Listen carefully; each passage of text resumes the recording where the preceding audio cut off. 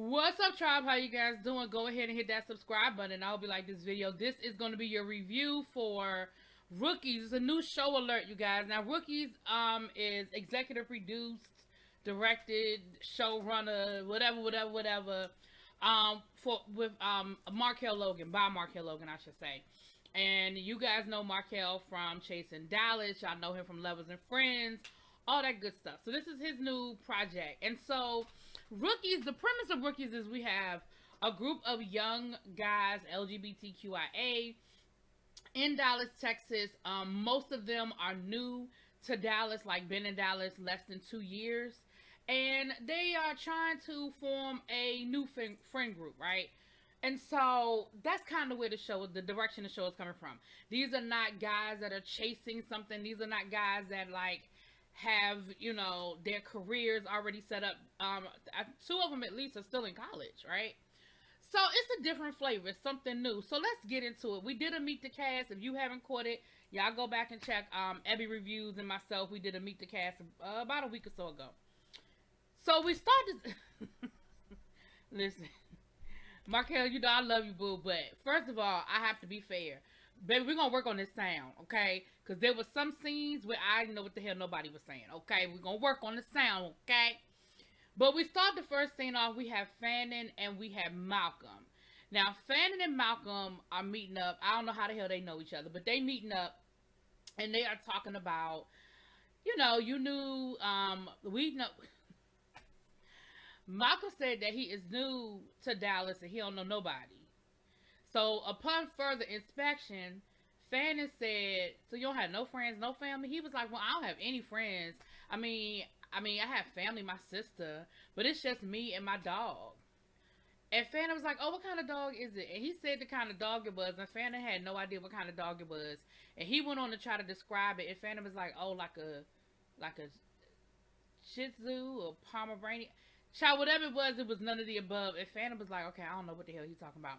So then he gonna say, "Are you single?" Malcolm said, "No, he's not." So he said his sister moved to Dallas first, and then he moved to Dallas to be with his sister. But he got a whole man. You don't consider your man your friend? Or does he not live in Dallas? I guess we didn't get that information. Does he not live in Dallas? Because he not your friend? Anyway, so then Fannin said that he not single. He got a whole entanglement situation. He has person A, person B, and person C. And he got mad at person A, but then person B had a small penis. And then I don't know. Listen, Fannin, I don't know what the hell you got going on, baby. Okay? Person A, B, C, D, or E. I don't know, boo. Got a lot going on, Fannin. So then Fannin said, he asked him, "Well, you keep saying they, so are you fluid? Like, are you, he was like, "No, I like men and women biologically." Get it? I understand what you're saying. So you identify as bisexual. And that's cool. That's cool. So then Fannin said, "Well, I'm going to have me a pool party so that, I can introduce you to some of my friends. My friends are going to be there. Maybe you can meet some of my friends." And so Malcolm says, "Hey, I think that's a good idea because I need some new friends." And child, we ain't seen Malcolm since. Malcolm is like the little kid that went up in, y'all young, y'all won't get this reference. But Malcolm is like Kelly from Family Matters. Went upstairs one day and we never saw her ass again. She was just gone. Malcolm, where did Malcolm go? Anyway, so then we have Dior. I mean, nope, it wasn't. It was Solo. Now, we saw Solo meet up with a friend of his, and this was one of those scenes where the sound was a little hard to hear. All I pretty much got from this was that Dior, I keep saying Dior, Solo and his friend, he left a friend at the club. They took his phone. The friend was trying to call him. They wouldn't answer. He finally got another friend to give him a ride to the house party that they was going to after the club. And when he got there, Solo was in his car asleep. That's all I got from that story. Let me tell you something, Solo. You leave me at the club and you done took my cell phone and then you don't answer the calls from the phone that I probably borrowed from somebody to try to get in touch with you. And when I finally catch up with you, your ass is asleep.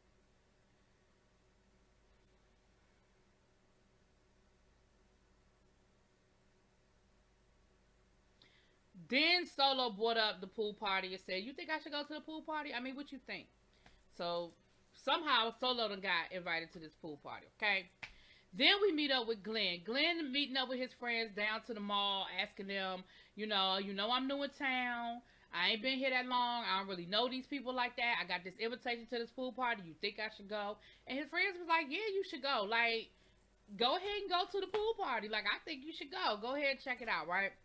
So then he decided that he gonna go ahead and go to the pool party, but he need to find something to wear, because he said fashion is important to him, and he's got to have the outfit, baby, because the fashions are where it's at. Okay.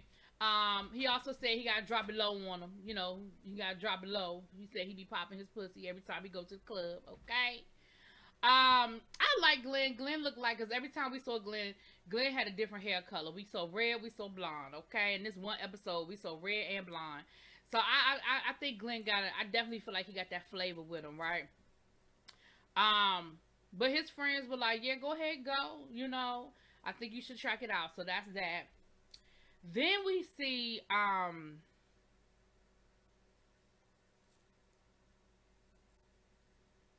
Dior. Was Dior next? It don't matter. They was all doing the same thing, child. Dior met up with his friend FEMA. I think that's his name. I'm thinking FEMA, like the government agency FEMA. Now, Markel, why you ain't get FEMA on the show? FEMA was absolutely hilarious. He got that Louisiana accent. I was here for all of it. And he was telling Dior, he was like, you should go ahead and check it out. He said, you better check that neighborhood first and make sure that the neighborhood is right. He kept asking him, where the party at? Where the party at? But I was here for FEMA. FEMA had me cracking up.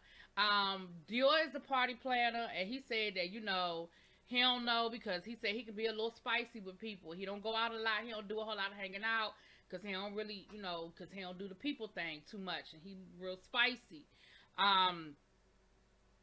But he decided, but FEMA told him to go ahead and go. He said just keep his head on a swivel, because you just don't know. He said these Dallas people, you keep your head together. You gotta be swivel.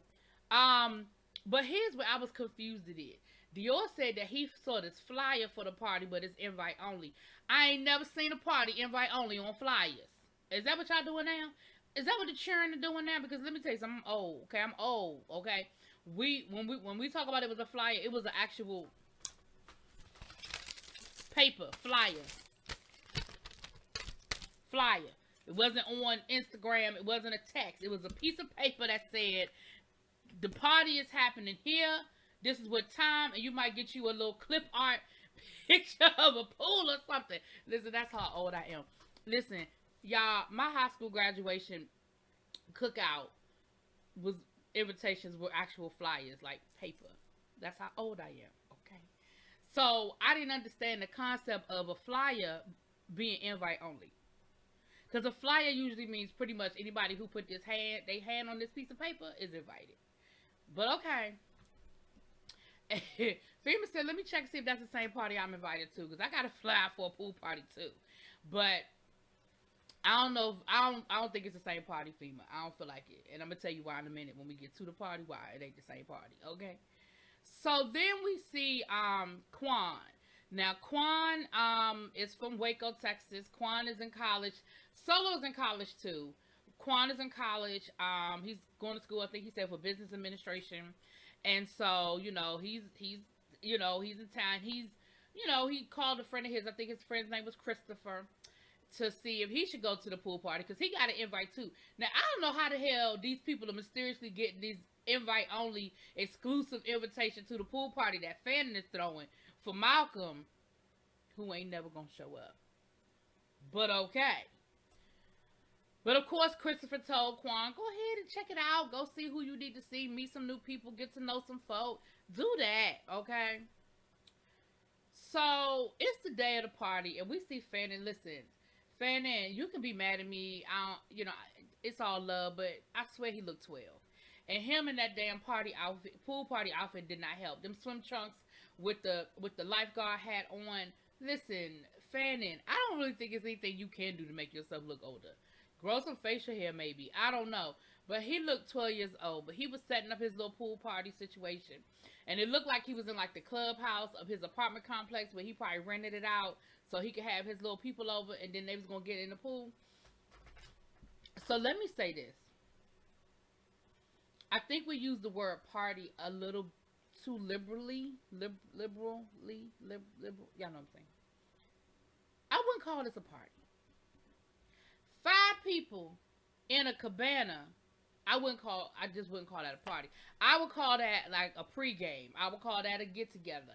I think y'all like to call them kickbacks. I don't know. But it wasn't no DJ playing no music. You know, I ain't even see no damn food. I mean, did we have, you know, some hors d'oeuvres? Did we have a bar where everybody had a bottle on it? Like, what kind of party was this? But everybody shows up. They all got on their beach gear. You know, they ready to do this. And I will give Fanning credit. He had like a little icebreaker. You know, they had to do like a little icebreaker. And from the very beginning, Dior is spicy.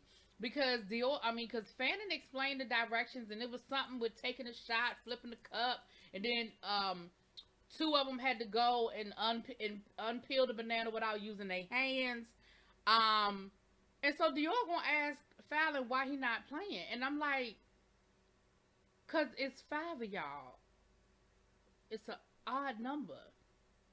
Who Fanning gonna partner with to unpeel the banana?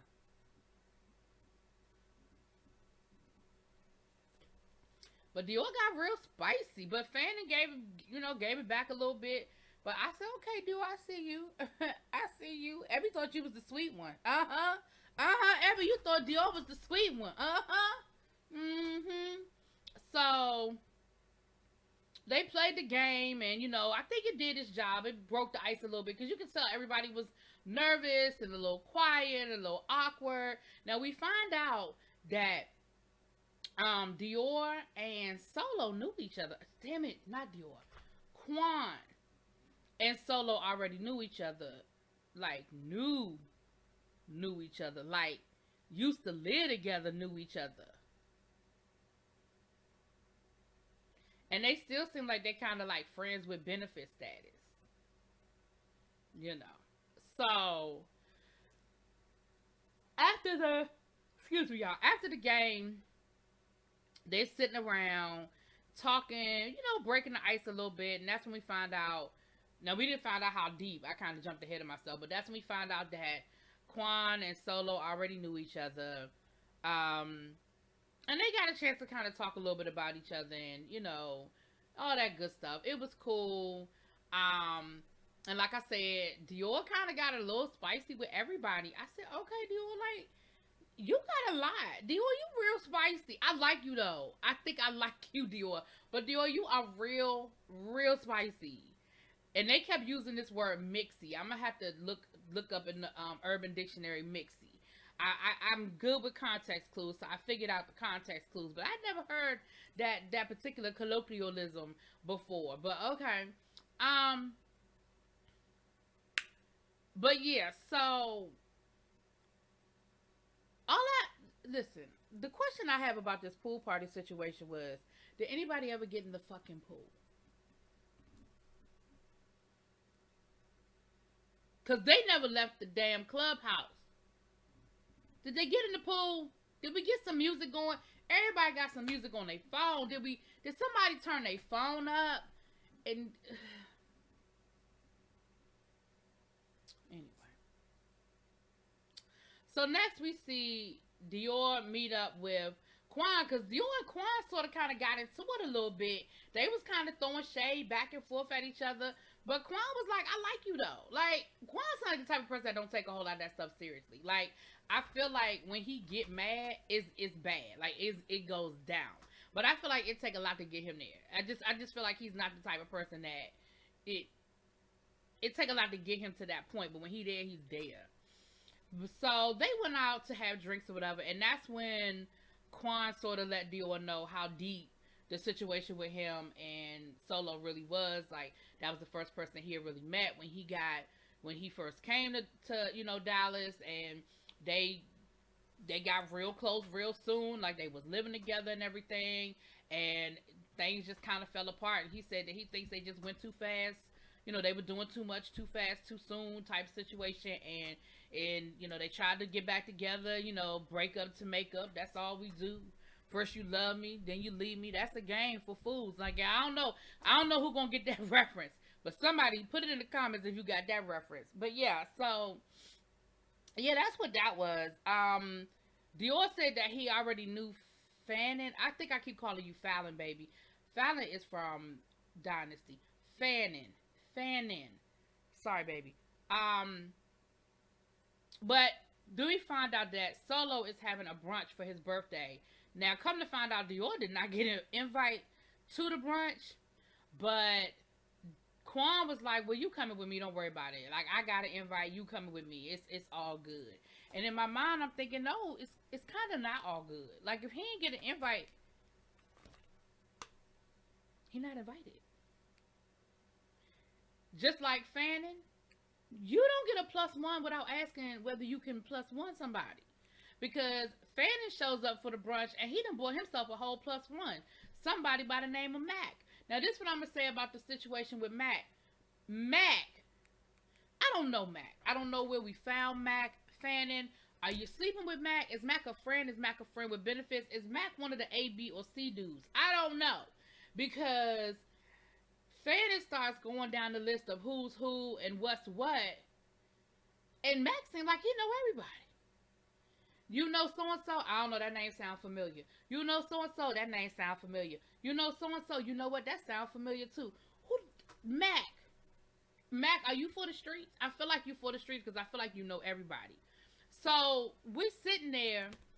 Solo walks in with Dior. Now, I don't know how Dior went from not having an invitation to picking Solo up. But, okay. Listen. Okay. Dior got an attitude from the word go. Now, he is a little hungover, and what we do find out is that him and Quan have been hanging out the night before, and that either Quan had spent the night at his house or he had spent the night at Quan's house, because Quan was late, okay? Quan was late because he said he couldn't get himself together and get himself up. I guess not. Long night. Now, Solo, like I said, Solo has an attitude from the beginning, and immediately Dior picks up on it. Dior is like, hold up. Something is going on. I feel the tension. When I walked in the room, it was tension. And Fannin feels it too. And like I said, I can't tell whether Fannin and Mac are friends with benefits, or what. But this should be a lesson to you, Fannin, that you do not add a +1 without permission from the person who invited you. Now, I ain't gonna lie, I've made that mistake in the past. I have brought a +1 to a situation that I should not have brought a +1 to, and that's how I learned. Hopefully this is your lesson, okay? So we're sitting there this whole time. Dior is trying to figure out what the problem is. Solo got a whole attitude. I mean, when I say an attitude, I mean an attitude. And at first, I was writing it off as him having a hangover. But then I realized, no, you just being real bitchy. You are being real bitchy. And Dior is asking Mac, well, what's going on? Like, what's the deal? Because you gotta, like, it's some tension. And I don't know if it's coming my way or if it's coming Solo way. But I know I don't know you. So what's up with you and Solo? And Solo walks off. He goes to get himself something to drink. Mac is sitting there like, I don't know what's what, who's who, and how's how. But Quan walks in, I guess about an hour later. He walks right in the door. And he says, oh, what's up, Mac? How you doing? He's talking about something, yeah, we met last night. Well, by this time, we already know that Quan and Solo were together the night before. So if you met him, then he met him. Here go Dior. Well, that's where all the damn tension is coming from. Why y'all sitting here acting like y'all don't know each other?